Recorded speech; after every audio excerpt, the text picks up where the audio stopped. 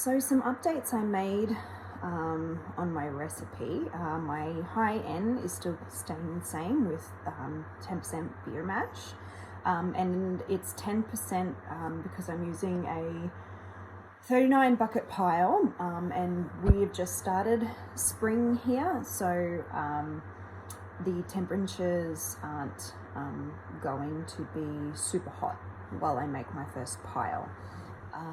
So it can just stay as is. For the green materials, I only had 2 ingredients, palm tree leaf and coffee grounds. I added a third ingredient, which is periwinkle weed. The reason for this is to have obviously more biodiversity. Also, the coffee grounds, I wanted to have more of them, but it was taking about 2 days to dry down the coffee grounds, and I was only getting half a bucket a day. It did seem like a bit of work, so I have 1 bucket of coffee grounds, and the other component is going to be periwinkle weed, and I decided on that because I live on a nature reserve island, and the periwinkle weed is actually invasive, and there are still a lot of land parcels for sale here, and the periwinkle weed is growing all over all of them. I also decided that would probably be the easiest to do because I can just mow that into the buckets, because the stem of that is very, very durable, very pliable. It doesn't break, and when you like really grind it and twist it, it's white and green on the inside, so it's the whole plant is going to be considered green, and that just seemed a lot easier than having to dry down half a bucket of coffee for 2 days to get, a few buckets for that, and also getting rid of some of the weeds. Probably won't be pulling them out of the ground though, so that is the extra bit of my green material. Also, I'm only choosing to do the 1 bucket of the coffee because because of the 20%, I thought it was just in the browns that there was only 20% of the things that don't have a lot of structure to be in the whole pile, but having a classroom and asking the question about coffee grounds, because they don't have a lot of structure either, I'm now understanding that the 20% is supposed to be for all ingredients that don't have a lot of structure. So if I have 4 buckets of beer mash, I have 1 bucket of coffee, there is what do I have? So something in the woodies for municipal mulch that doesn't have too much structure either, and then you've got the crushed dead leaves.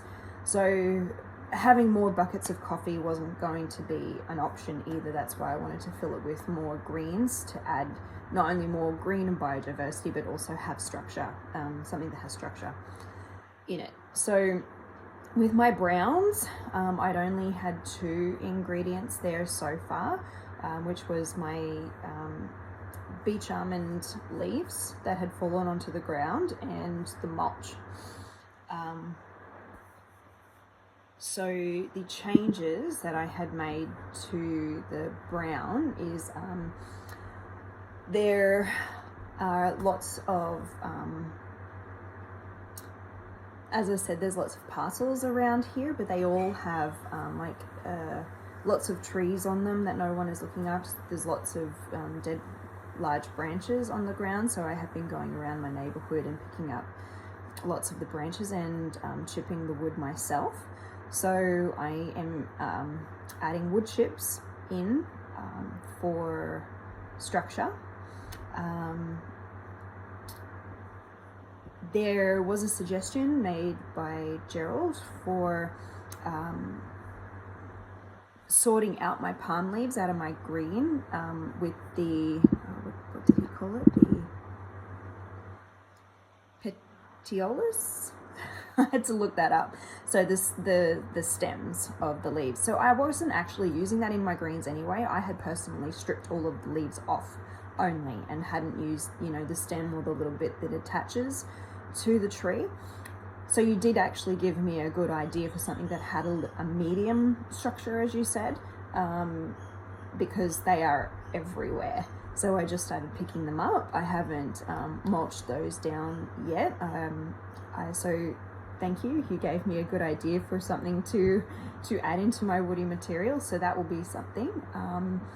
Also, you had mentioned in the last session that the best place for inoculant is the top part of the soil that is just underneath a whole bunch of leaves, and I have found that area around here as well. So I also put half a bucket of that, and I reduced the municipal mulch that was already 1 bucket on my original plan, so that, you know, I'm not having, again, too much ingredients that don't have a lot of structure, but as you said, trying to put inoculant. So I will have those two bits hopefully with inoculant, and the other, because I have the beer mash and the coffee grounds and the mulch and, you know, the dead leaves there, I think I might actually be 1 bucket over the 20% in all of that. So finding things that had structure in it for the pile was getting a little bit difficult. The wood chips, sourcing the wood chips, because I'm on an island, were difficult because they're very, very expensive for getting them from landscaping places. So me walking around myself to get them is easier. However, it's a lot more labor intensive. So I did start calling around places, and I was able to find one feedstock place that did barley straw. Every other place only has hay. So one place I was able to find barley straw, but they haven't gotten back to me yet on whether or not it is organic. Around the place, and I'm not quite sure about it, and it's a question obviously I can bring up with you, but I'm in sugar cane country, and there are some places that have sugar cane straw, and I was told that people who are just looking for plain straw don't want to use this product, and I don't really know what the difference is, but it also might be an option that I found. But so far, I haven't gone to the store yet. I haven't been to the mainland, but I'm going to check that out this weekend.